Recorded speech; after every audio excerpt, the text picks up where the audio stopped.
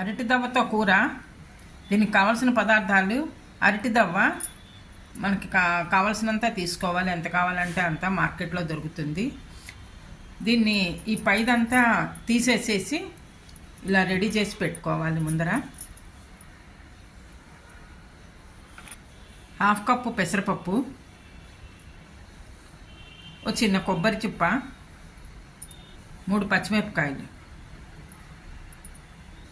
పెసరపప్పుని ముందర వాటర్ వేసి నానబెట్టుకోవాలి 1 అవర్. ఈ అరటి దవ్వని ముందర ఇలా రౌండ్గా చక్రాల్లా తరుక్కోవాలి, నీళ్ళల్లోకి తరుక్కోవాలి. నీళ్ళల్లోకి తరుక్కుంటే నల్లపడదు, లేకపోతే నల్లబడిపోతుంది. అందుకని ఇలా తరుక్కోవాలి. ముందర రౌండ్గా కట్ చేసిన చక్రాలన్నీ కూడా ఈ విధంగా చిన్న ముక్కలు కట్ చేసుకోవాలి. ఈ చిన్న ముక్కలన్నీ మనం వేరే ముక్కుట్లో వేసుకుని కాస్త వాటర్ పోసి, తగినంత వాటర్ పోసి ఉడికించుకోవాలి.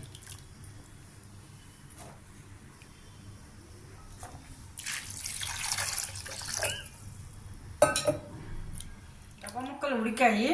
ఇందులో వాటర్ ఏమన్నా ఉంటే కనుక వాటర్ తీసేసి మనం ప్లేట్లోకి విడిగా తీసి పెట్టుకోవాలి. ఇలా చిల్లులు గడితో తీసేసుకుంటే అన్న వాటర్ ఉంటే కనుక వచ్చేస్తాయి. వాటర్ లేకుండా ముక్కలు విడిగా తీసుకుని ఉంచుకోవాలి. కూరకు పోపు వేసుకోవాలి. దీనికి 1 స్పూన్ ఆయిల్ వేసుకోవాలి. నూనె వేడెక్కాక 1 స్పూన్ మినపప్పు, 1 స్పూన్ జీలకర్ర, 1/2 స్పూన్ ఆవాలు,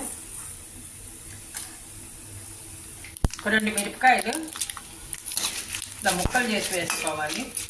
పోపు వేగింది.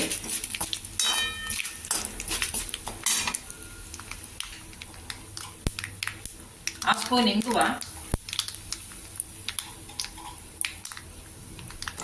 పచ్చిమిరపకాయలు ఇలా చీలికలు చేశాను. ఈ పచ్చిమిరపకాయలు కూడా వేసుకోవాలి. కొద్దిగా అల్లం కూడా, చిన్న అల్లం ముక్క ఇలా చిన్న చిన్న ముక్కలు చేసి వేసుకోవాలి.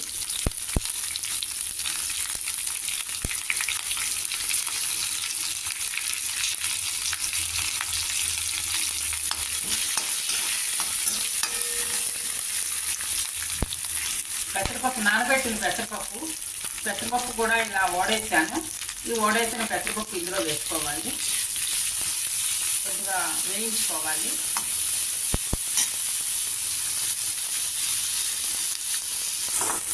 పెసరపప్పు కొద్దిగా ఫ్రై అయింది.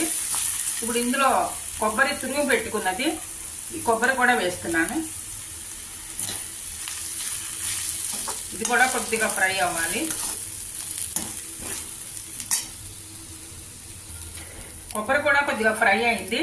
ఇప్పుడు ఇందులో ముక్కలు, అరటి దవ్వ ముక్కలు వేసుకుని బాగా మిక్స్ చేసుకోవాలి.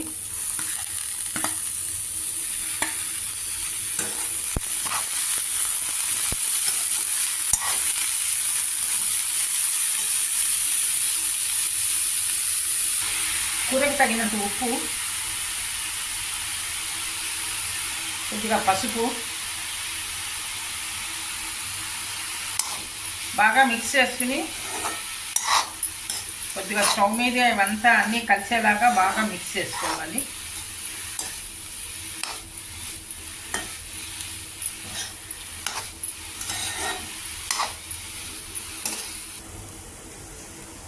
అన్నీ ఫ్రై అయ్యాయి. కొద్దిగా కారం చూసి వేసుకోవాలి. తినేదాన్ని బట్టి, అవసరాన్ని బట్టి ఎంత కారం కావాలో అంత కారం వేసుకోవాలి. పచ్చిమిరపకాయలు కూడా ఉన్నాయి కదా, చూసి వేసుకోండి.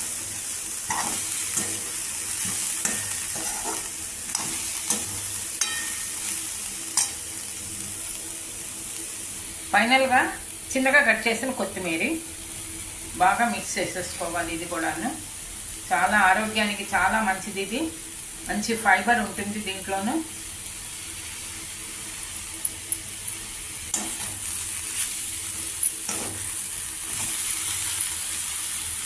సర్వింగ్ బౌల్లో తీసుకోవాలి. ఇంకా